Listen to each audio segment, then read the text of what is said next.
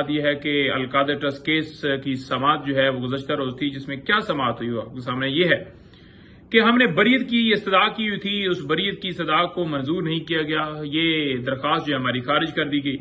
اب بریت کی استدعا کیوں کی گئی تھی؟ وہ اس وجہ سے کی گئی تھی کیونکہ جتنے گواہ پیش ہوئے ہیں، یہ آخری گواہ کی بھی میں بات کر رہا ہوں، اس کے اوپر کراس ایگزامینیشن چل رہا ہے نیب کی طرف سے، جو گواہ پیش کیا گیا ہے، تو تمام جتنے گواہ پیش ہوئے خان صاحب یا بی بی صاحبہ کے حوالے سے کسی نے ₹1 کا فائنینشیل بینیفٹ کا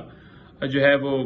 بیان نہیں دیا، ان کے اوپر کوئی ایسی گواہی نہیں دی جس میں انہوں نے کہا کہ جناب آپ نے فائنینشیل بینیفٹ لیا، مالی فائدہ لیا، تو کسی نے کوئی ایسا سٹیٹمنٹ جو ہے نہیں دی، اور جتنی ایویڈنس ہوئی ہے اگر یہ کیس کنکلوڈ بھی کیا جاتا ہے تو اس میں سزا نہیں ہو سکتی، تو اس وجہ سے بریت کی درخواست کسی جگہ پر بھی دی جا سکتی ہے، تو بریت کی درخواست دی گئی کہ بری کیا جائے۔ نمبر 2 بات یہ تو درخواست خارج کر دی گئی۔ اب جہاں تک بات یہ ہے کہ خان صاحب یا بی بی صاحبہ کے حوالے سے کہا جا رہا تھا کہ دیکھیں جی انہوں نے نیب ترامیم کا فائدہ لیا ہے یا لیں گے، کہاں پر فائدہ لیا؟ وہ تو ابھی بھی جیل میں ہے، اور ان کا ایک ایک لمحہ جو ہے اس وقت جو ہے ان کیسز کے اندر میں آپ کے سامنے رکھنا چاہوں کہ خان صاحب اور بی بی صاحبہ توشہ خانہ کیس کے اندر ایک لمحے کے لیے بھی اگر انہیں مزید رکھا جاتا ہے اس فیصلے کے بعد، سپریم کورٹ کے فیصلے کے بعد، تو وہ غیر قانونی تھا۔ لیکن وہ کیسز جو ہیں وہ فیس کر رہے ہیں، اور وہ جا کر انہوں نے یہ نہیں کہا کہ جناب آپ اس کے مد میں جناب ہمیں بالکل کلین چٹ دے دیں، بلکہ اس میں بریت کی درخواست دی گئی، اور جو توشہ خانہ کیس ہے اس میں ضمانت کی درخواست دی گئی، تو وہ فیس کر رہے ہیں۔ اور جہاں تک توشہ خانہ کیس کی بات ہے، اس میں ضمانت کی درخواستوں کے اوپر جو ہے وہ فیصلہ دینے کے لیے ہم نے اسلام آباد ہائی کورٹ سے رجوع کیا، تو وہ درخواست دائر ہو چکی ہے، جس میں ہم نے استدعا کیا ہے کہ ضمانت کی درخواستوں کے اوپر فیصلہ جو ہے وہ جلد دیا جائے۔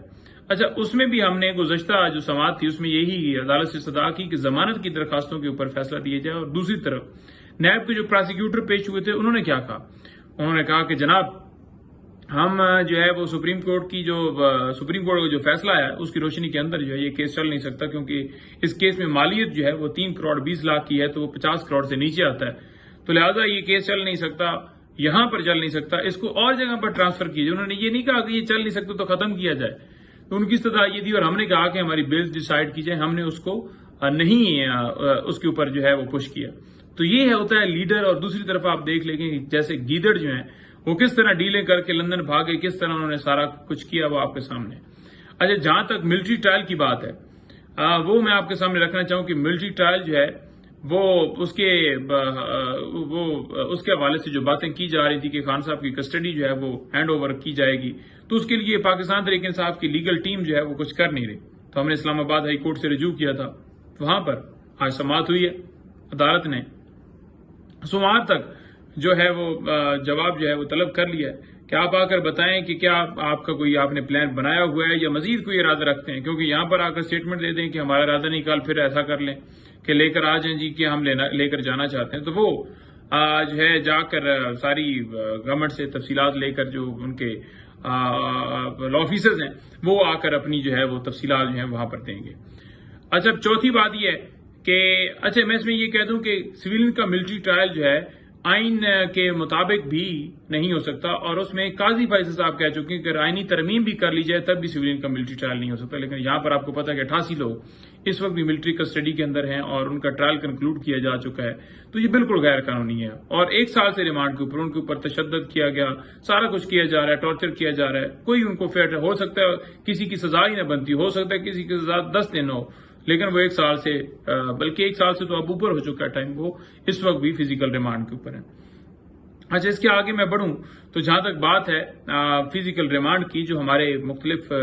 MNAs کو جیسے اٹھایا گیا تھا، جو تفصیلات ہم نے ساری آپ کو ٹویٹس کے ذریعے دن میں بتایا، اب ان کا جو ایک فیصلہ دیا گیا تھا اس فیصلے کو ہم نے اسلام آباد ہائی کورٹ کے اندر چیلنج کیا، تو اس فیصلے کو کالعدم قرار دے دیا گیا ہے۔ اب ڈیفینیٹلی اس کے اندر جب وہ فزیکل ریمانڈ کا فیصلہ کالعدم ہوتا ہے تو پھر آپ بیلز کی طرف موو کرتے ہیں، تو بیلز کی طرف موو کیا گیا ہے۔ اب جہاں تک بات یہ رہے گی کہ یہ کیسز کیا ہیں، تو پوری دنیا نے دیکھا کہ کسی کے اوپر ایٹم بم ڈال رہے ہیں، کسی کے اوپر بندوق ڈال رہے ہیں، کوئی وکھی میں مار رہا ہے، کوئی